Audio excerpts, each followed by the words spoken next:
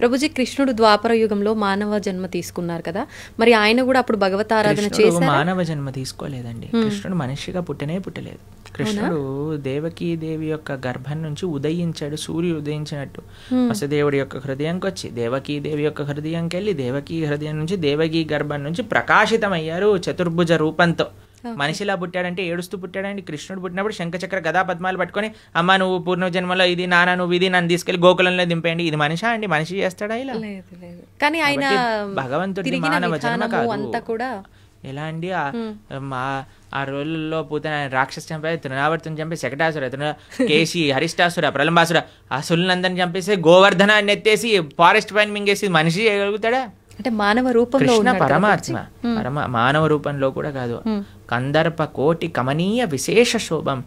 1000 మంది కందర్పులు వచ్చినా సరే ఆయన ముందు కళ్ళు తిరిగి పందిపోయి అంత అందం కలిగిన వాడు శ్రీకృష్ణ భగవానుడు. కందర్పులు అంటే కందర్ప అంటే కామదేవుడు, మన్మధుడు. కందర్ప కోటి కమనీయ విశేష శోభ అంటే కోట్ల మంది కందర్పులు కూడా ఆయన ముందు ఒక కాకరోజులా ఉంటారనమాట కృష్ణుడు ముందు. అంత సౌందర్యం, అంత శక్తి, అంత వీర్యం, అంత తేజస్సు, అంత జ్ఞానం కలిగిన వాడు శ్రీకృష్ణ పరమాత్మ.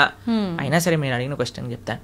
బృందావనంలో కృష్ణుడి పట్ల ఎంత ప్రేమ ఉండేది వ్రజవాసులకి అని అంటే, ఏదన్నా సంహరించిన, ఇంత పెద్ద పూతన అనే రాక్షసిని సంహరించిన చిట్ట చివరికి వాళ్ళ అమ్మ తీసుకొచ్చి ఆవు తోక తీసుకొని కృష్ణుడికి దిష్టి తిప్పి, అయ్యో మా తామకి దిష్టి తగిలింది కదా, నారాయణుడు రక్షింపుగాక. ఇప్పటికీ మీరు బృందావనంలో నందగావ్ అనే ప్రదేశానికి వెళ్తే నంద మహారాజ్ ఆరాధన చేసిన శేషశాయి విష్ణు యొక్క మూర్తి అక్కడ కనిపిస్తుంది అనమాట.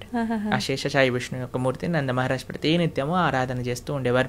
కృష్ణుడి యొక్క కాంక్ష కోసం ఒక నరసింహస్వామిని కూడా, ఆయనే నరసింహుడు, ఆయనకు ప్రార్థన చేశారు, ఓ నరసింహ మా పిల్లవాడిని కాపాడు, ఓ నరసింహ మా పిల్లవాడిని కాపాడు. ఇప్పటికీ నంద మహల్కి వెళ్తే ఆ నరసింహస్వామి, ఆ విష్ణుమూర్తి కనిపిస్తారు అనమాట. ప్రభుజీ, కృష్ణుడు లీలల విషయానికి వస్తే రకరకాల లీలలు, అంటే ఆయన ఒక పర్పస్ మీద అక్కడ జన్మ తీసుకున్నా, అక్కడ ఉన్నా కూడా ఈ లీలలన్నీ ఎందుకు అంటే మనకి ఏం తెలియజేయడం కోసం చూపించారు? కోసం ఈ లీలలు చేసింది. ఆయనకి పాపం చాలా పనులున్నా అన్న వదిలిపెట్టేసుకొని ఇక్కడికి వచ్చాడు.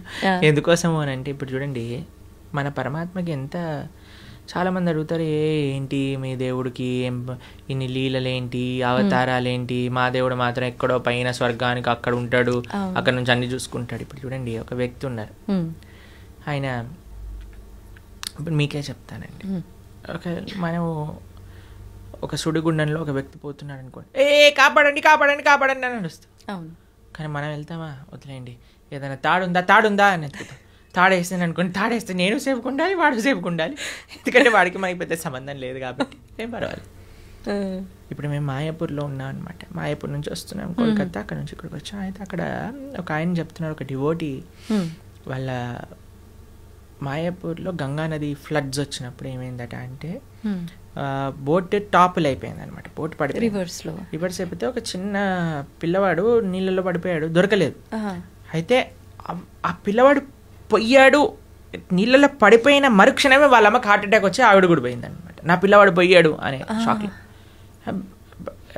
అంటే అంత ప్రేమ, అంత అటాచ్మెంట్ అనమాట. పరమాత్మ మనం సంసారంలో పడిపోయి ఇబ్బంది పడుతున్నాము అన్న మరుక్షణం ఆయన కూడా సంసారంలోకి దుంకేశాడు అనమాట. ఎందుకు దుంకేశాడు అంటే మనల్ని కాపాడడానికి. ఎలా కాపాడాడు వీడిని అంటే, వీడికి సినిమా చాలా ఇష్టం కదా అని ఆయన కూడా పాపం సినిమాలో హీరోయిన్ రీల్స్ ఏమంటారు ఆ మూవీ నడిపినట్టుగా ఆయన కూడా అన్ని లీలలు చేశారు. అయ్యో మనుషుడు ఎప్పుడైనా మన లీలలు వింటాడేమో, లీలలు దర్శిస్తాడేమో, లీలలు చూస్తాడేమో, లీలల గురించి అనుభవిస్తాడేమో, అయ్యో లీలల పైన ప్రేమ పెంచుకుంటే, నా నామం పట్ల ప్రేమ పెంచుకుంటే నా దగ్గరకు వచ్చేస్తాడు కదా అని పాప ఆయన అంత ప్రయత్నం చేశాడు. కానీ మన వాళ్ళు భాగవతం చదవరు, వినరు, భగవద్గీత చదవరు, వినరు. ఎంత అన్యాయం చెప్పండి.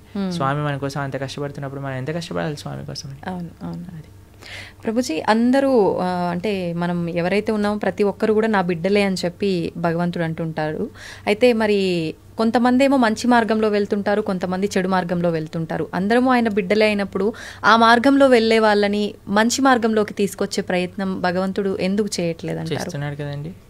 ఇంటర్వ్యూ అదే మార్గం.